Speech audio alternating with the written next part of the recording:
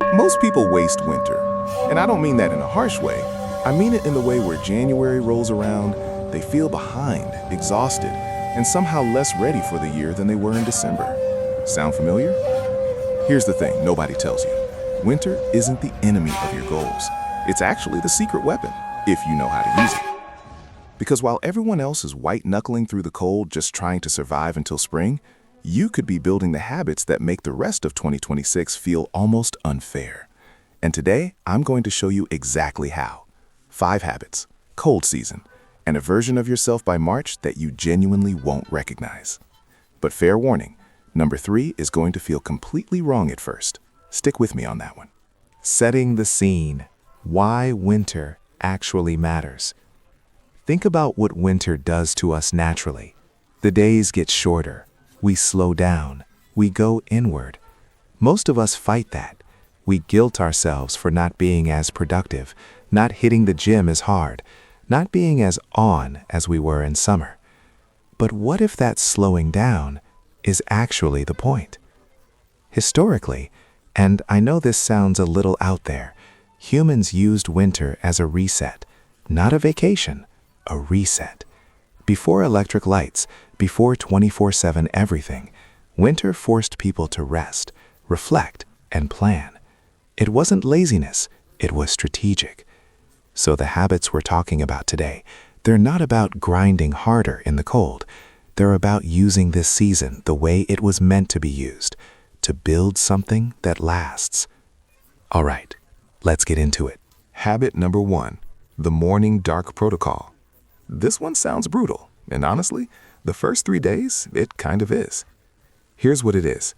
Wake up before the sun does and spend the first 20 minutes of your day in near total quiet. No phone, no news, no podcasts. Just you, something warm to drink, and whatever's in your head. Now I know what you're thinking. I already struggle to wake up in the winter, and you want me to wake up earlier? Yes, but here's why it works. Winter mornings have this quality to them that no other season does. The world is dark and still and weirdly honest.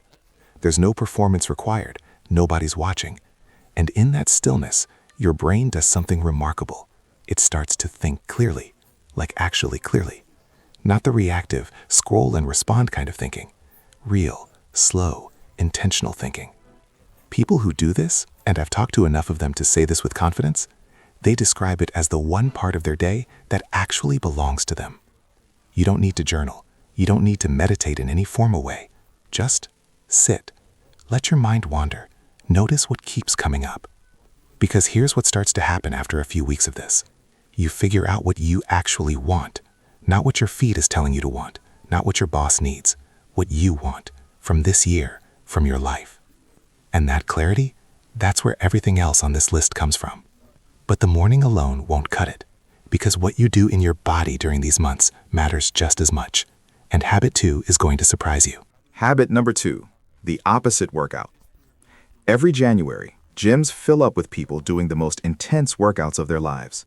Boot camps, HIIT, aggressive routines. And by February, most of those people are gone. Here's the pattern nobody talks about. Winter is hard on your nervous system. Shorter days drop your serotonin.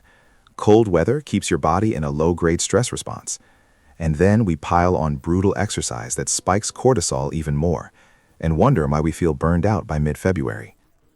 The opposite approach works so much better. In winter, build your body with slow and consistent movement. Long walks, especially outside, even in the cold. Gentle strength work, stretching, mobility. The stuff that feels too easy to count. Here's the paradox. Because it's sustainable, you actually do it, every day, without dread. And compound consistency, even at lower intensity, beats sporadic intensity every single time. There's also something almost meditative about walking in winter. The cold air, the quiet streets. It's like the world slows down and pulls you into it. Some of the best thinking, best problem solving, best creative ideas people have come to them on cold weather walks. You'll be more consistent, more recovered, and honestly, more yourself by spring than the people grinding themselves into the ground right now. But here's the twist I promised you. Habit 3 is the one that's going to feel wrong, like morally wrong, because everything we've been taught says the opposite. Habit number 3, radical doing less. I need you to hear this carefully because it's easy to misunderstand. Doing less doesn't mean being lazy. It means being selective. Winter is biologically a time of consolidation. Your body, your brain, they want to process, integrate, and rest. Fighting that with a 47-item to-do list doesn't make you more productive. It makes you more scattered. Here's what radical doing less looks like in practice. Pick 2 or 3 things that genuinely matter this winter. Not 10, not 6, 2 or 3. A skill you want to build, a relationship you want to deepen, one health habit, and let everything else be okay at best. This feels wrong because we've been conditioned to equate busyness with progress. But think about the last time you felt genuinely proud of something you did. Chances are, it was something you gave real time and focus to, not something you squeezed between 17 other things. The people who change their lives in 2026 won't be the ones who did the most things in January. They'll be the ones who did the right things, repeatedly, without burning out. Winter is your permission slip to go deep instead of light. Take it. And when you combine that focus with habit 4, this is where it gets really interesting. Habit number 4, the evening anchor. Sleep in winter should be legendary. The long nights, the cold air, the natural melatonin cues your body is getting, everything is set up for you to have the best sleep of your year. And yet, most people sleep worse in winter because they take the darkness as a cue to scroll more, watch more, stimulate more. The evening anchor is simple. Pick one small ritual and do it every night at the same time, every night. It could be making a specific tea, a 5-minute stretch, writing 3 things down, reading actual paper pages. It doesn't matter what it is. What matters is the consistency of the signal. Your nervous system is incredibly responsive to routine. When you do the same thing at the same time every night, your brain starts winding down before you even begin the ritual. It's Pavlovian, honestly.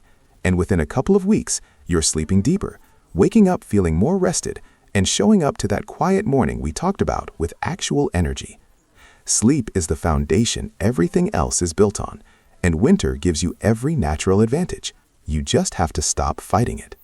One habit left, and this one's less about what you do and more about what you protect. Habit number 5, the warmth investment. Here's something real.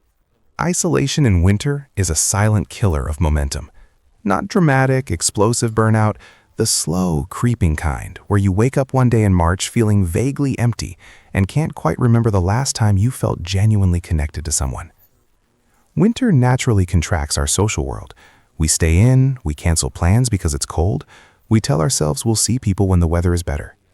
And the loneliness that quietly builds from that, it drains motivation. It makes everything harder. It makes the goals feel less worth it.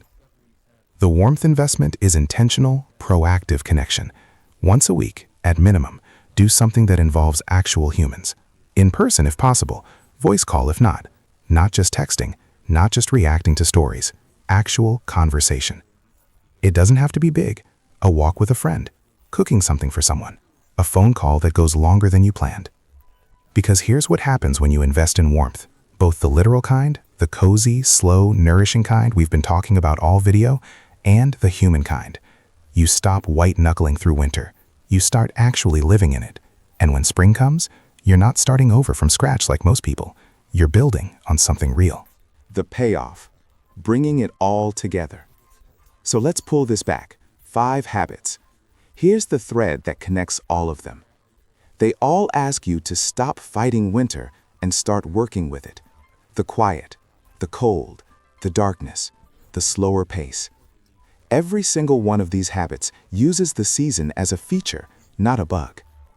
The morning dark protocol for clarity. The opposite workout for consistency. Radical doing less for focus. The evening anchor for recovery. The warmth investment for meaning. None of these are flashy. None of them are going to go viral as a morning routine reel. But if you do them consistently through the coldest months of the year, you'll arrive at spring as a different person, more rested, more focused, more intentional about what this year actually means to you. And that version of you, they don't just survive 2026, they own it. If even one of these hits you, I want to know which one. Drop it in the comments. I genuinely read them, and it helps me figure out what to go deeper on next. And if you know someone who's been struggling to find their footing this winter, send this to them. Not because you have to, but because that's the warmth investment in action right there. New videos drop every week, and the next one? Let's just say it's going to make you rethink everything you believe about productivity. You'll want to be subscribed for that one. See you then.